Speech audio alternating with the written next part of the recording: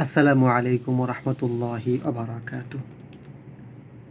আমাদের প্রিয় নবীজির সিরাত থেকে একটু পড়ছি।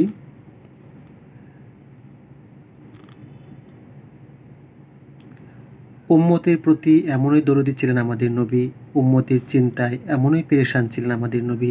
আল্লাহর কাছে তিনি যখন দোয়া করতেন, নিজের জন্য কিছু চাইতেন না, চাইতেন শুধু উম্মতের জন্য। একবার তিনি দোয়া করেছিলেন, হে আল্লাহ, আমার উম্মত যেন কাফির মুশরিকদের হাতে সমূলে ধ্বংস না হয়ে যায়, কিয়ামত পর্যন্ত কেউ যেন তাদের অস্তিত্ব দুনিয়া থেকে মুছে ফেলতে না পারে। নবীজির দোয়া আল্লাহ কবুল করেছেন, তাই মুসলিম উম্মাহ কখনো ধ্বংস হবে না, দুনিয়া থেকে তাদের অস্তিত্ব কখনো মুছে যাবে না। দুনিয়ার তাগুতি শক্তি যত জোট বাঁধুক, যত শক্তি ব্যয় করুক, অর্থের শক্তি, অস্ত্রের শক্তি, মেধা ও প্রযুক্তির শক্তি, কোনোভাবেই উম্মাহকে তারা ধ্বংস করতে পারবে না। সব প্রতিকূলতার মুখেও উম্মাহ বেঁচে থাকবে। প্রবল প্রতাপশালী দুশ্মনের হামলায় হয়তো জনপদের পর জনপদ জ্বলে পুড়ে ছারখার হয়ে যাবে, কিন্তু উম্মাহ টিকে থাকবে স্বমহিমায় এবং সমর্যাদায়। এটা হলো নবীর দোয়ার বরকত এবং আল্লাহর ওয়াদার কুদরত। নবীজি তার উম্মতকে ভালোবেসে আল্লাহর কাছে ওই যে দোয়া করেছিলেন অস্তিত্বের নিরাপত্তার জন্য, আর আল্লাহ তার পেয়ারা হাবিবকে প্রতিশ্রুতি দিয়েছেন উম্মতের অস্তিত্বের নিরাপত্তার।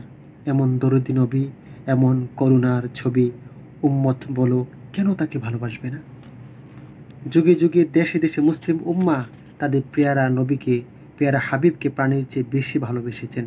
সাহাবায়ে কেরাম ভালোবেসেছেন, তাদের পর তাবিঈন ভালোবেসেছেন। এমনকি আমরা, এই যে এখন আমাদের এত পতন ও এত অধপতন, দিন ও শরীয়ত থেকে এই যে আমাদের এত বিচ্যুতি, আমরাও নবীজিকে ভালোবাসি।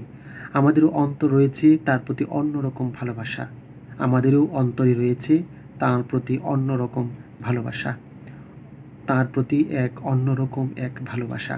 এজন্য দেখা যায় হিন্দু, বৌদ্ধ, ইহুদি, খ্রিস্টান যখনই নবীজিকে কোনোভাবে অসম্মান করে, এখনও পুরো মুসলিম বিশ্ব একসঙ্গে জ্বলে ওঠে।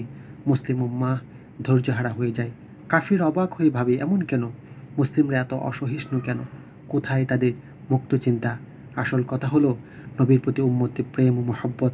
উম্মত সব কিছু সহ্য করতে পারে, তাদের নবীর অসম্মান সহ্য করতে পারে না। ছোট্ট বন্ধুরা, এখানে তোমাদের জন্য আমার একটি জরুরি বার্তা রয়েছে।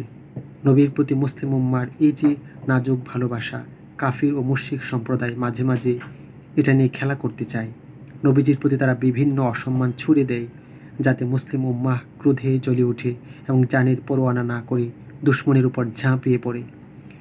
আর দুশ্মন মুসলিম উম্মাহকে উগ্র, সহিংস, সন্ত্রাসী আখ্যা দেওয়ার সুযোগ পায়। তারপর ইচ্ছে মতো মুসলিম উম্মার উপর, তাদের বিভিন্ন জনপদের উপর ঝাঁপিয়ে পড়তে পারে। এখন তাহলে প্রশ্ন, এরকম সময় মুসলিম উম্মার কী করণীয়? খুব গুরুত্বপূর্ণ প্রশ্ন। আমরা কি আমাদের নবীকে অসম্মান করতে পারি? না, পারি না, কারণ তাদের নবী তো আমাদেরও নবী। আমরা কি তাদের নবীকে অসম্মান করতে পারি? না, পারি না, কারণ তাদের নবী তো আমাদেরও নবী। আমরা কি প্রতিশোধের পথে যেতে পারি? তাদের জানমালের ক্ষতি করতে পারি? না, পারি না, কারণ তা আমাদের নবীর আখলাক ও চরিত্রের বিরোধী।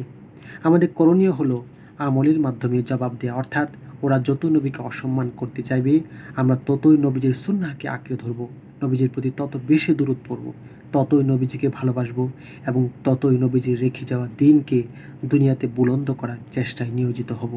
এটাই হবে দুশ্মনের প্রতি আমাদের আসল জবাব।